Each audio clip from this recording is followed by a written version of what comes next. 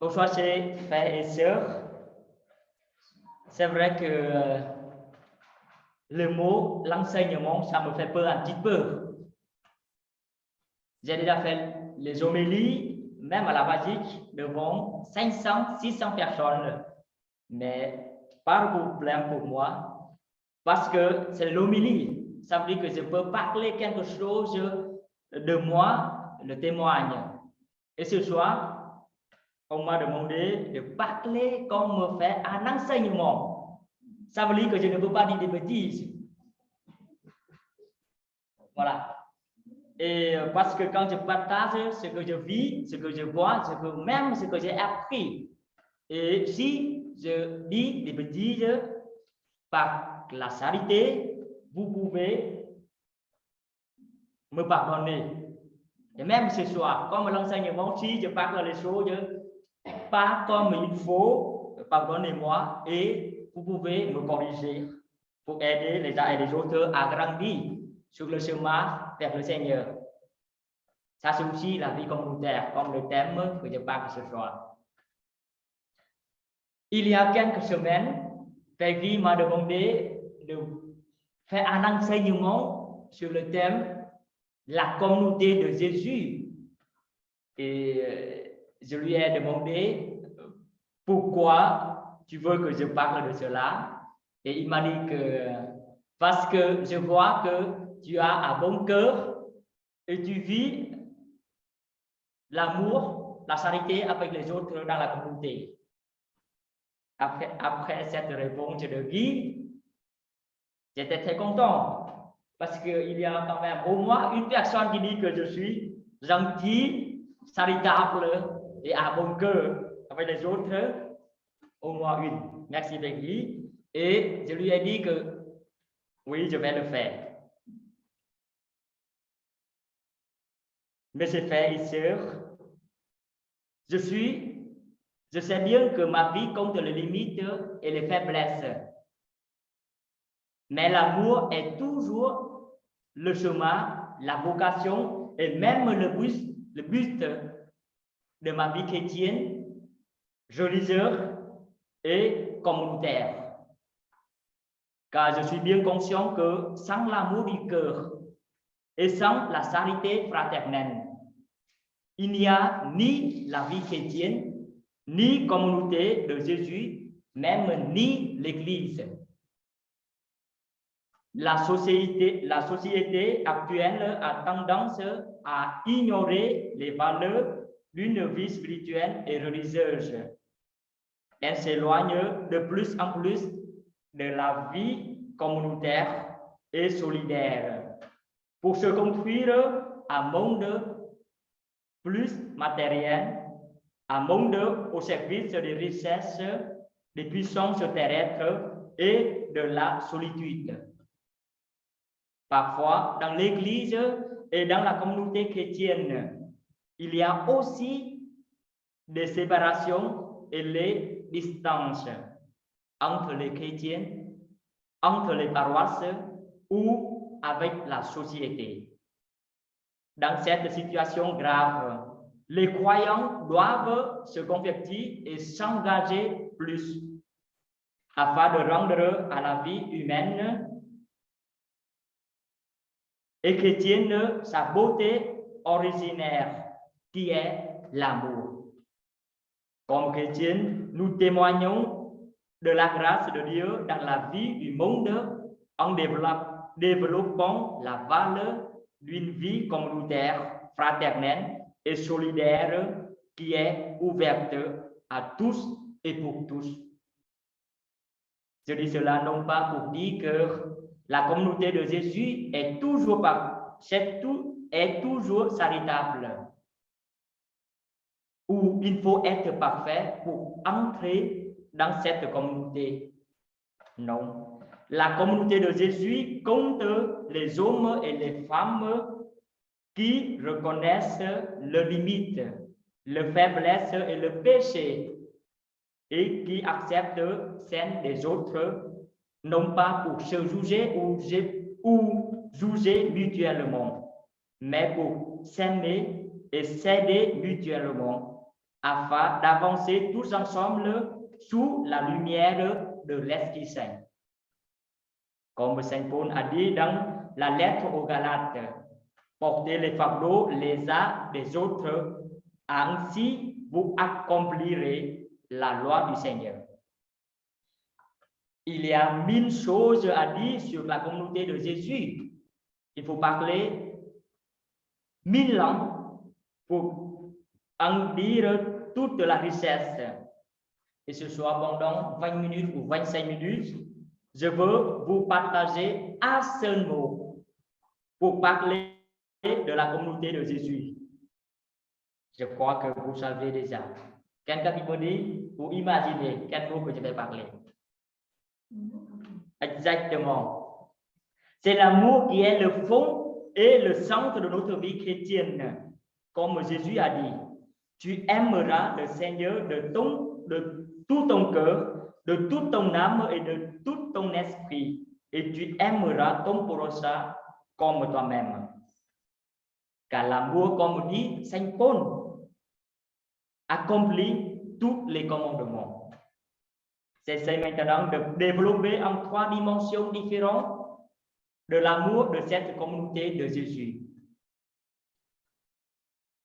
La première, la communauté de Jésus est fondée par amour.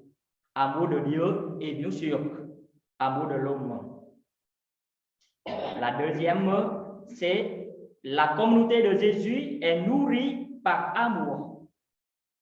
Amour de Dieu et amour de l'homme.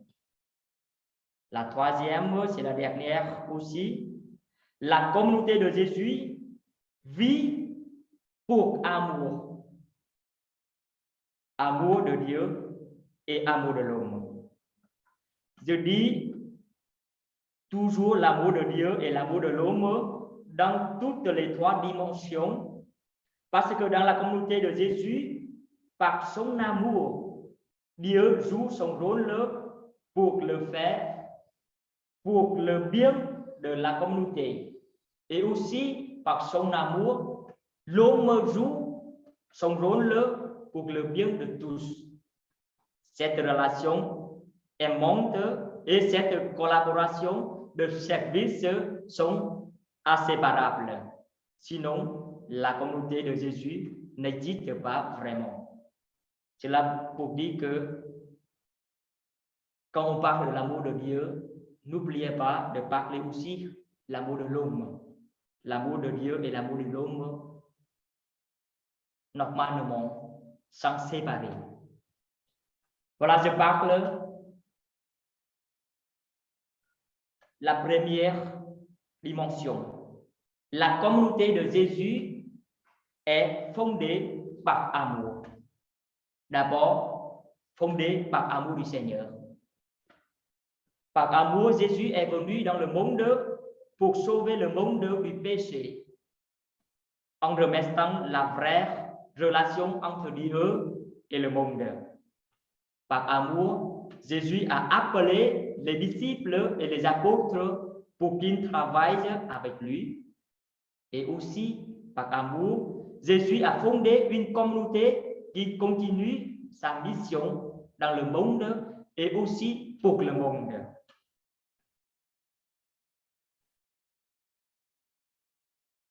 Maintenant, c'est par amour des hommes. Par amour, les disciples et les apôtres et les premiers chrétiens ont répondu gratuitement et généreusement à cet appel du Seigneur. Par amour, ils sont entrés dans cette communauté pour manifester et communiquer la charité et la miséricorde de Dieu à tous les hommes et à toutes les nations. La communauté de Jésus a bien commencé par amour comme ça. Et nous, aujourd'hui, c'est frères et sœurs, notre vie chrétienne en général et notre vie de communauté en particulier, bien sûr, celle de Maranatha, doit commencer aussi par amour. Je deviens chrétien dans l'église, j'entre dans la communauté Maranatha, c'est aussi par amour. Amour de servir gratuitement avec les autres en vue du bien de tous. Servir, mais servir avec les autres et pour le bien de tous, c'est pas pour le bien de soi. Ce n'est jamais par le peuple, peut être condamné par Dieu, peut être jugé par les autres, les parents ou les amis ou les familles, ni jamais par le calcul, trouver une place d'honneur ou la richesse matérielle pour soi ou pour telle personne. Notre vie est à don gratuit. Nous sommes invités à se donner aux autres, comme Jésus a dit. Vous avez reçu gratuitement, il faut donner gratuitement. Et quand tout le monde s'est donné, la vie devient plus belle et plus riche. Souvent, on pense au contraire. On donne et on perd. On donne, on diminue la richesse. Mais non, dans l'amour du Christ, dans l'amour de la communauté, donner, ça fait grandir. Notre communauté de Jésus n'est jamais fondée comme celle de l'armée pour faire la guerre ou pour dominer les autres. Non, c'est toujours et partout par amour. La deuxième dimension, la communauté de Jésus est nourrie par amour. D'abord, par amour du Seigneur. En créant la communauté, par son amour, Jésus a donné les enseignements pour nourrir et faire grandir cette communauté. Sa parole devient la lumière qui éclaire le chemin de cette communauté dans le monde qui compte des grandes tentations et des ténèbres. De même, par son amour, avant de retourner au ciel, Jésus a fait encore le sacrement de l'Eucharistie en se donnant lui-même pour rester avec cette communauté et pour la nourrir sans cesse. Comme il a dit, ma chair est la vraie nourriture et mon sang est la vraie poisson. Celui qui mange ma chair et boit mon sang demeure en moi, et moi, je demeure en lui. Celui qui me mange, il vivra par moi.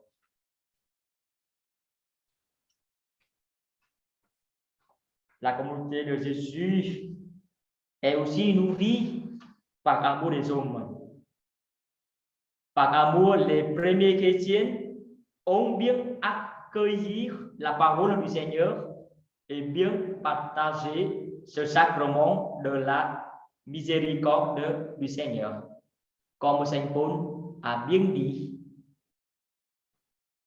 de la communauté de Jésus. Ils étaient assidus à l'enseignement des apôtres et à la communion fraternelle, à la fraction du pain et aux prières. Par amour, ils mettent leur richesse en commun. Ils partagent leur vie pour s'aider mutuellement, pour faire grandir la communauté et surtout pour servir la mission d'évangéliser. Et nous aujourd'hui, vivons dans l'Église et aussi dans la communauté. Chaque jour et chaque dimanche, nous nous rassemblons pour partager et vivre la parole de Dieu, pour qu'elle soit la lumière de notre vie. Nous partageons aussi la communion pour entrer dans la vie du Christ et pour être renforcés par lui. Nous partageons aussi mutuellement notre propre vie, notre propre richesse matérielle et spirituelle pour contribuer à nourrir l'Église, à faire grandir la communauté à travers nos services. Dans notre communauté, il y a beaucoup d'équipes de services différents. L'équipe de nettoyage chaque mardi matin, c'est très important. L'équipe, même la chorale, c'est très important aussi. L'équipe de catéchisme. Il y a aussi une équipe un peu en secret, mais très très important aussi. On a souvent oublié. Si je ne me suis pas trompé, j'ai vu aussi que dans notre communauté Maranatha, il y a une équipe de prière. Par Jean-Marie Audiat. Elle reste à la maison et elle prie pour chaque frère et sœur de la communauté, surtout ceux qui sont dans la pauvreté et dans la difficulté. Très important. Dans notre communauté, dans la vie communautaire, il n'y a pas le service. Un service est plus important, plus digne que l'autre. Ce qui compte, c'est le cœur et l'amour qu'on met dans le service.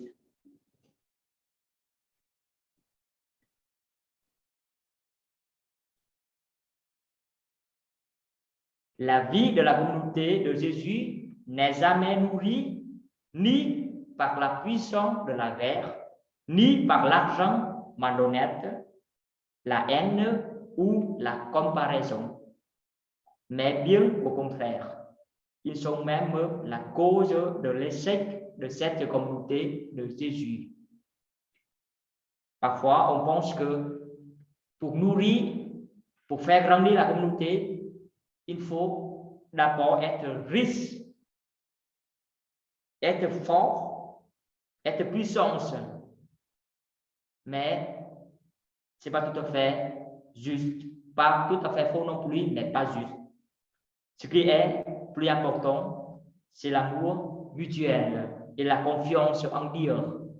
On travaille tout ensemble et avec le Seigneur, et tout sera bien. Je passe à la troisième dimension. La communauté de Jésus vit pour l'amour ou hésiter pour l'amour. L'amour du Seigneur. Jésus a bien dit dans l'évangile d'hier, si on fait attention, aimez-vous les uns les autres comme je vous ai aimé. C'est par cet amour que tous reconnaîtront que vous êtes mes disciples. En plus, allez dans le monde entier et de tous faites mes disciples. Autrement dit, le Seigneur veut que tous les hommes partagent et vivent le même amour que le sien. L'amour de se donner pour le salut de tous.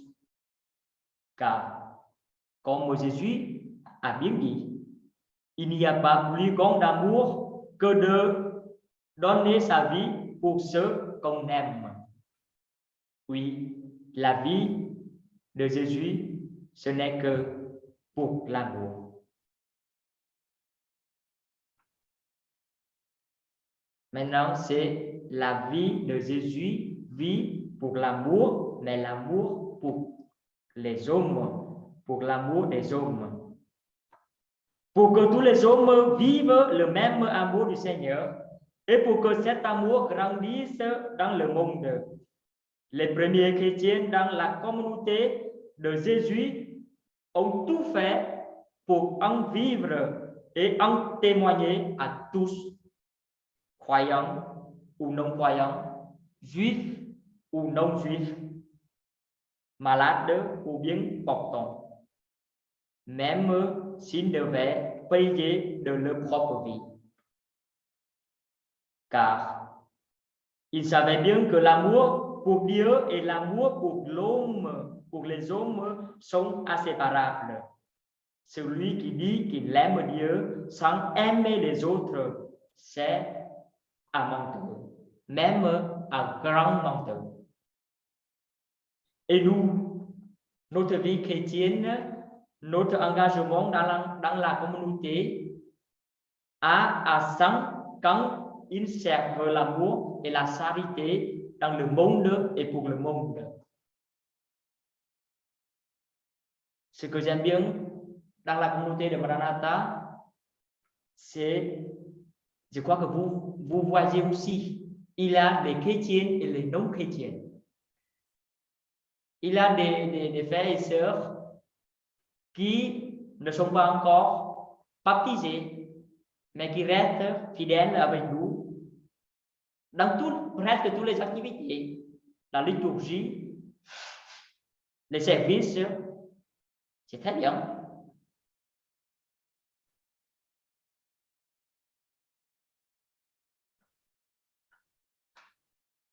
L'amour est le but de notre vie humaine, chrétienne ou communautaire. Sans amour, j'ai déjà dit, mais je veux toujours répéter, sans amour, il n'y a pas la communauté de Jésus. Je construis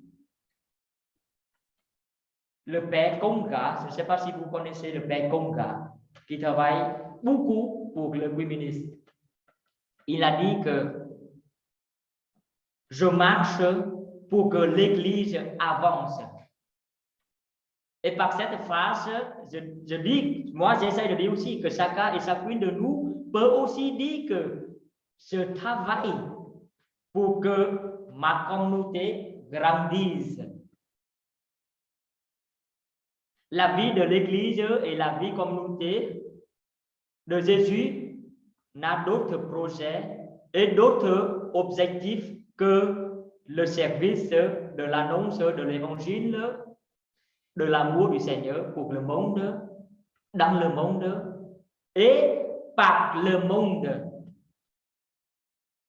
Toutes les parties de l'Église et tous les chrétiens doivent agir pour mieux présenter tous ensemble le vrai visage du Christ comme le seul sauveur du monde.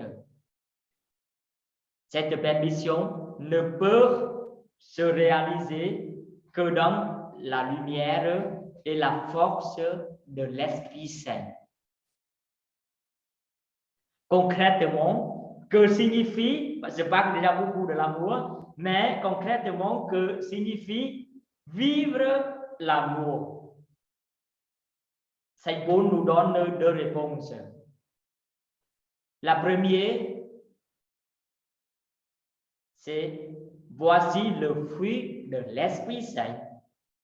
Amour, joie, paix, patience, bonté, bienveillance, fidélité, douceur et maîtrise de soi. Et la deuxième, l'amour prend patience. L'amour rend service. L'amour ne jalouse pas. Il ne se vante pas, ne se gonfle pas l'orgueil. Il ne fait rien d'inconvenant. Il ne cherche pas son intérêt. Il ne s'emporte pas. Il n'entretient pas de rancune. Il ne se réjouit pas de ce qui est injuste, mais il trouve sa joie dans ce qui est vrai. Il supporte tout, il fait confiance en tout, il l'espère tout et il l'endure tout.